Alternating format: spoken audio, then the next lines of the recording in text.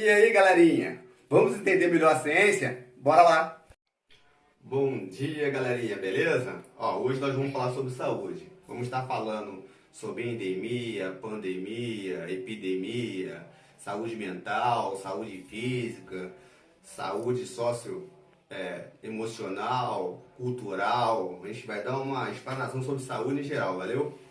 Fique comigo então, vamos lá.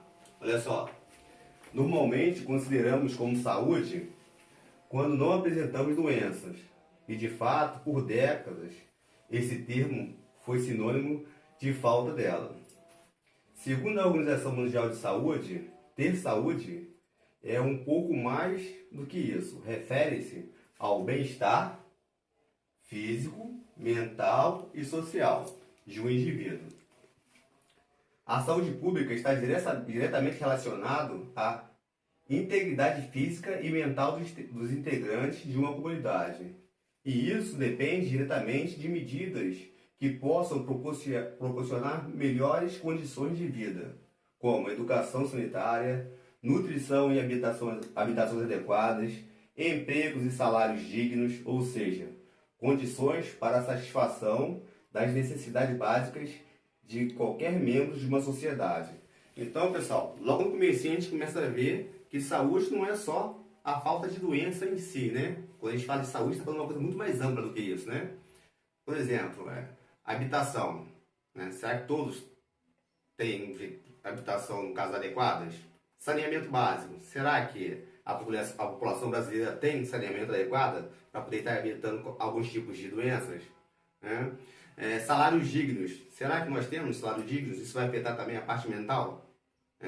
Estudos já comprovaram que quando a gente está muito preocupado, ansioso, né, a nossa imunidade cai. Um dos fatores, né, justamente é isso aí. Nós sabemos hoje em dia, né, a população inteira vive numa depressão, numa ansiedade incrível, né? E isso também é tratado hoje em dia como doença também. Antigamente não, antigamente falava que era frescura, mas nós sabemos que isso também é doença, né? Vamos continuar aqui, pessoal, olha só. Quando essas condições de empregos, educação sanitária, habitação adequada, salários dignos, quando isso não acontece, temos uma comunidade mal atendida e doente, tá vendo? Esse conjunto, essa falta de conjuntos de características aqui, de coisas básicas, faz com que a gente fique doente. E nesse momento que a epidemiologia contribui através do acompanhamento dos fatores que determinam a frequência e a distribuição das doenças na coletividade humana. Pessoal, olha só, isso daqui vai estudar, como por exemplo, vou dar um exemplo aqui, só, o que diferencia epidemia, endemia e pandemia, por exemplo. Né? Nós estamos vivendo o vírus aí, o Covid-19, né? Nós estamos numa pandemia, né? E isso é muito fácil de explicar. Por que a pandemia? Porque esse vírus está em todas as regiões, né? Desde lá da China lá até o Brasil. Tá longe pra caramba. Desde da China até o Brasil. Ou seja, como essa doença, no caso esse vírus, se espalhou em todo o mundo, né? Virou uma pandemia. Então, quando uma doença, né, não está restrita só em uma região, ou seja, está restrita em todo o mundo, isso é uma pandemia. Agora, quando uma doença está restrita só a uma região, vou colocar que essa doença só está restrita em Nova Friburgo, tá? Vamos supor que o Covid-19 estivesse só em Nova Friburgo. Em outros lugares não, né? Então nós teríamos uma endemia, beleza? Agora, se passou de Nova Friburgo e chegou até o Rio de Janeiro, São Paulo, beleza, saiu daqui, dessa região aqui, mas não está no mundo inteiro, aí temos uma epidemia, beleza? Endemia, por escala, região, epidemia, chegou em São Paulo, está só no Brasil, beleza, é uma epidemia, foi para o mundo, pandemia. Esses conceitos eu vou cobrar mais adiante, tá bom? Endemia, pandemia e epidemia. Vamos continuar aqui então, pessoal. Um indicador de saúde pode representar desde uma simples contagem, no caso de uma doença, em uma região, até o cálculo de proporções, razões e taxas mais complexas, considerando principalmente dois fatores: o tempo, quando isso vai terminar, quando isso começou, qual a previsão para isso terminar, o tempo, e também o espaço, Onde isso começou? Começou em Nova Friburgo, né? Começou no Rio, começou em São Paulo, começou na China. Então, o tempo e o espaço também é muito importante para poder fazer esses contagens, tá, pessoal? Através desses dados é possível analisar a saúde da população em diferentes momentos, avaliar se houve melhorias ou não nas suas condições e, ao identificar os problemas, buscar soluções para minimizá-las. Agora, no Brasil, os indicadores de saúde mais usados são demográficos, socioeconômicos, mortalidade, mobilidade e fatores de risco e cobertura. Falou, pessoal? Nós vamos falar sobre todos esses indicadores agora. Vamos continuar falando agora dos indicadores do Brasil, tá, pessoal? Olha só. O primeiro indicador aqui que a gente vai faltar é o demográfico. Refere-se ao número de habitantes, sua idade, sexo, etnia de uma região. Aí tá ali, município, cidade ou estado, tá? A primeira coisa que o Ministério da Saúde, ou então o órgão responsável pela saúde, até mesmo do município ou do estado, vai levar em conta, é justamente isso aqui, ó. A idade, sexo, etnia, tá? Do habitante. E é bom deixar claro que, eu vou botar como exemplo, no verão normalmente tem aquele pessoal que vai na rua do IBGE, ficar anotando, fazer aquelas pesquisazinhas, aquele censo, né? Por causa da proliferação do Aedes aegypti, que causa chikungunya, dengue, né? E zika, mais por causa da dengue, na verdade, eles vão ver. Então, eles começam a fazer um bocado de pergunta, né? E vocês vão ver agora que essas perguntas que eles fazem justamente está relacionado a esses tipos de indicadores que eu coloquei aqui no quadro agora para vocês. Então, o primeiro indicador é isso, eles perguntam o número de habitantes, né? Isso, idade, sexo, tal, e uma região específica. Agora, a parte socioeconômica, pessoal, identificam uma renda, a ocupação, a classe social, um tipo de trabalho, as condições de moradia, de alimentação de uma população. Então, eles perguntam tudo. Qual a faixa de salário que você tem, se está empregado, está desempregado, né? Tudo isso vai influenciar na nossa saúde. Mas estar desempregado vai influenciar em que na minha saúde? Na parte mental, né? Lembra que eu te falei? Se eu estou mentalmente destruído, a minha imunidade diminui. Então eu fico, no caso, propício a pegar mais doenças, né? Gripe, e outras doenças aí que podem vir, entendeu? A ser fatal. Outro indicador é a mortalidade. Isso só indica o número de óbitos, nascidos vivos e nascido morto, tá, pessoal? Isso, a mortalidade é só isso mesmo, só. É a única coisa que eles avaliam lá e identificam lá. Agora, a morbidade e os fatores de risco. Registra o número de pessoas portadoras de doenças que ocorrem em uma comunidade, tá bom? Então aqui ele vai registrar, no caso, o número de pessoas portadoras de doenças de uma comunidade e vai colocar lá no banco de dados. Para que isso? Aí vai a cobertura aqui, olha só.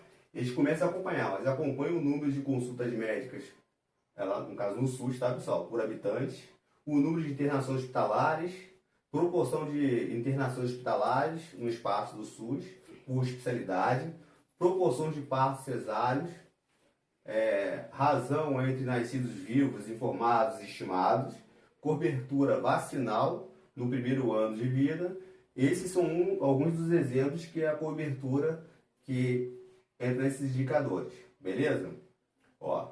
Quando uma epidemia assola uma região, faz-se necessário um estudo aprofundado de onde deverão ser avaliados os elementos determinantes da doença. Lembra? Eu falei onde, quando, beleza, da onde surgiu, né? O tempo estimado para que essa epidemia possa acabar ou não, será que a gente não tem? Isso tudo faz parte daí, tá? A distribuição de fatores de risco e a gravidade do caso. No caso, nós estamos no Covid-19 e a gravidade é muito grande, né? Porque até agora a gente não sabe muito bem como esse vírus se comporta e se tem mutação também, tá, pessoal? Como a gente não sabe como esse vírus se comporta e tem mutação, a gente tem que ter mais cuidado ainda, tá? E em seguida, ou seja, quando a gente conseguir entender tudo isso aí, esse montão de indicadores, né?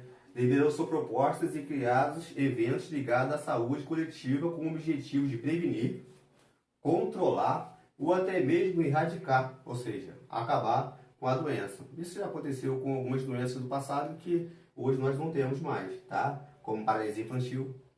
Pouco tempo começou a ter uns casos de novo, mas a gente conseguiu por muitos anos acabar com a paralisia infantil, tá, pessoal?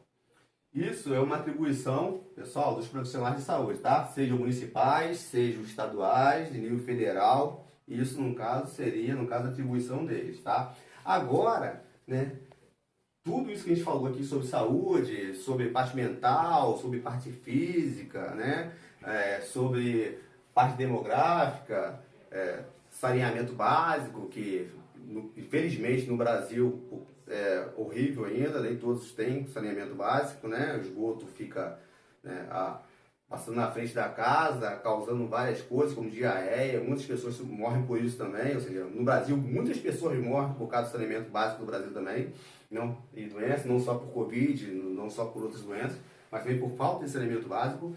Mas assim, nosso corpo, né, ele fica em troca constante, tá? Nosso corpo fica em troca constante com o ambiente, né? E o que isso significa? Significa que nós somos propícios, né, a contrair alguns tipos de doenças, algumas bactérias, que são também nocivas à saúde, alguns vírus, né, a gente também pode contrair, entre outras doenças também, tá? E por essa troca constante, né, nosso corpo tem alguns mecanismos de defesa, tá? E esses mecanismos de defesa nós vamos começar a estudar agora, tá? Vamos falar sobre a barreira física, nós vamos falar sobre alguns anticorpos que pode entrar, que nosso corpo tem ou não, dependendo do antígeno, a gente vai falar sobre isso também, dos linfócitos, a gente vai falar sobre tudo isso, tá, pessoal? Então, a primeira coisa que nós vamos fazer agora é, já que nós entendemos um pouco o que é saúde, ou seja, não é só doença em si, engloba muita coisa, a saúde física, mental, né? Agora a gente vai poder falar um pouquinho agora sobre as estratégias que o nosso corpo tem, ou seja, as defesas que o nosso corpo tem, né, ou que possa criar, para poder estar evitando que a gente possa contrair algumas doenças, beleza? Então vamos falar agora sobre a primeira defesa, que é a nossa barreira física. Show? Agora vamos estudar combatendo os invasores, depois vamos falar da primeira barreira, que é a barreira natural do nosso corpo, tá bom, pessoal? Olha só, combatendo os invasores. Nosso corpo é uma máquina muito complexa, que interpreta o estímulo que vem do meio e da resposta adequada. Então, pessoal, primeira coisa, né? Nosso corpo é complexo, está aqui, bonitinho. Aí, todo estímulo que vem do meio externo, ou seja, que vai afetar o nosso corpo, né, ele já interpreta e já dá um sinal adequado. Vai depender do tipo de substância do meio externo que vai invadir nosso corpo, tá bom? Então, dependendo do meio e a situação que for invadir nosso corpo, ele já vai dar uma resposta já adequada, né, a esse tipo de invasor, a esse tipo de ameaça ao nosso corpo.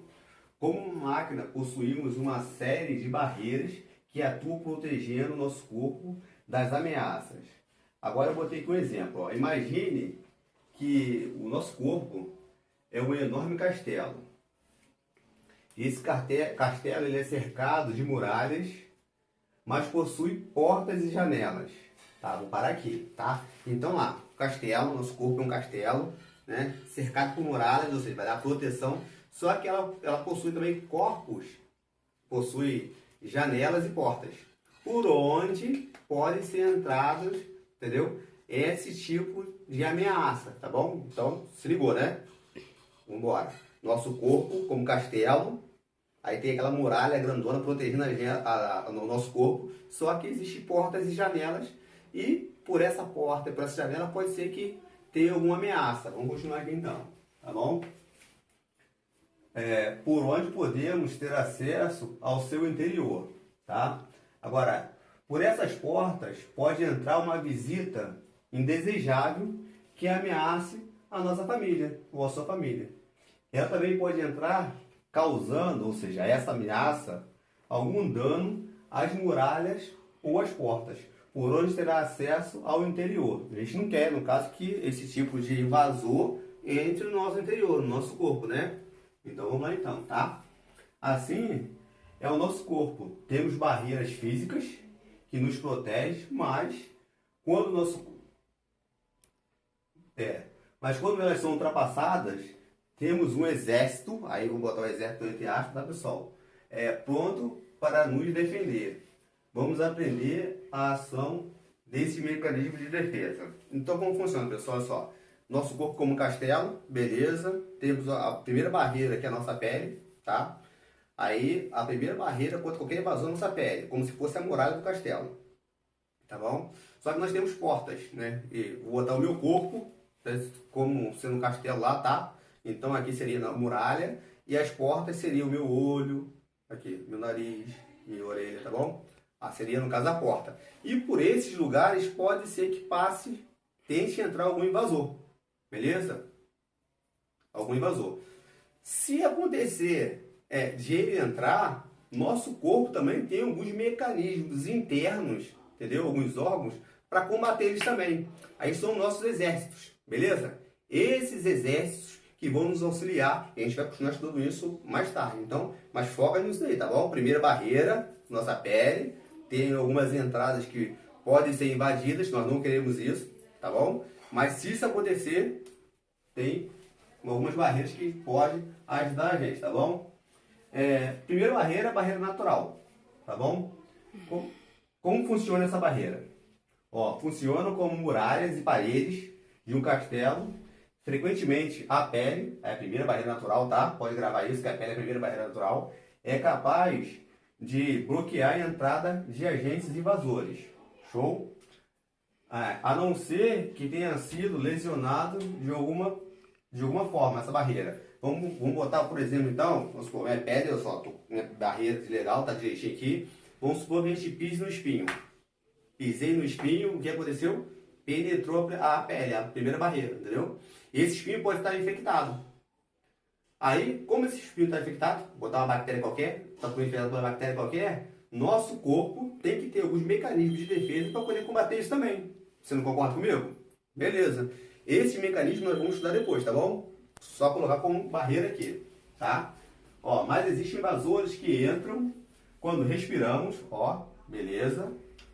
Já a primeira janelinha, tá? Quando nos alimentamos.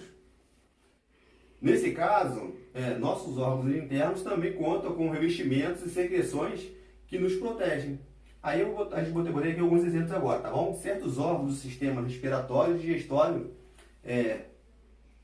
por exemplo, são revestidos por mucosas. Essas mucosas ajudam, ou seja, no combate desses invasores, beleza? Tanto na parte de respiração, quanto na parte digestória também.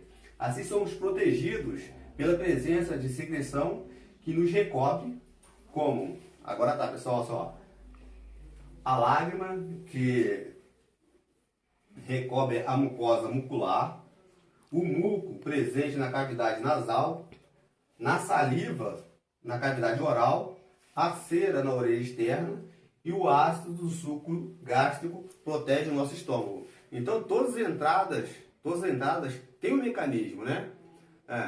Como eu falou, a cera tá ali por um objetivo, entendeu? A lágrima, bactéria bateu ali, explode, morre, beleza? Então nós temos no caso esse revestimento, nós temos no caso esse tipo de defesa também de proteção do nosso corpo, né? Nós temos alguns mecanismos de defesa específicos e alguns mecanismos de defesa inespecíficos. Agora, né, nessa primeira parte, vou falar primeiro sobre o mecanismo de defesa inespecífico. No próximo vídeo eu vou falar do mecanismo de defesa específico e eu vou citar alguns, beleza? Agora vamos falar de mecanismos de defesa inespecíficos, tá bom, pessoal? Depois a gente fala do específico. Show? Mecanismos de defesa inespecíficos.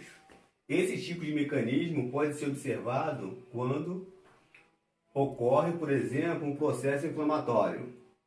A inflamação é a reação do corpo ao enviar um exército de defesa ao local que foi lesionado ou infectado por algum micro-organismo, tá, pessoal? O exército de defesa de novo, pessoal, exército de defesa, tá bom? Nosso corpo foi infectado, aí o nosso mecanismo vai e manda o exército para poder defender o nosso corpo. Aí eu botei um exemplo aqui para explicar melhor essa partezinha aqui, tá bom? Ó, imagine que você tenha sofrido um pequeno corte e essa região começa a inflamar. Esse processo tem início quando são enviados leucócitos. Parei aqui um pouquinho. Lembra, pessoal, eu falei com vocês que leucócitos são as células de defesa, né? Os glóbulos brancos, células de defesa do nosso organismo, tá bom? Lá que vai estar os neutrófilos e os monócitos, tá bom, pessoal? Então, os neutrófilos e os monócitos são leucócitos, tá bom? Para o local da inflamação, devido desviados da corrente sanguínea, tá bom, pessoal? Por um processo conhecido como diapese. Ó, esse processo aqui, diapese, nada mais é do que o processo, tá lá. Eu tô lá com meus neutrófilos e meus monócitos na corrente sanguínea, né? Aí eles vão sair da minha corrente sanguínea e vão para a parte que está lesionada, tá bom? A parte que sofreu a lesão ou por um agente, um micro-organismo qualquer. Então, essa passagem, né, da corrente sanguínea para o local onde foi lesionado, isso que se chama diapedese, tá bom? É simples isso daí, esse nome é complicado, mas o processo, no caso, e o que significa é tranquilão, tá? Nesse momento, ou seja, que os neutrófilos e os monócitos vão para lá, nesse momento, essas células passam a englobar e destruir por fagocitose, parando de novo. Fagocitose, lembra que eu falei que fagocitose é aquele processo de engolir um invasor e destruir ele, tá? Essas células vão fazer isso mesmo, eles vão englobar esse invasor e vão destruir dentro dele mesmo, entendeu? Então, isso vai acontecer. Tanto os monócitos quanto os neutrófilos, eles vão fazer isso. Eles vão invadir, vão sair da corrente sanguínea, ir até o local, pega o invasor e come.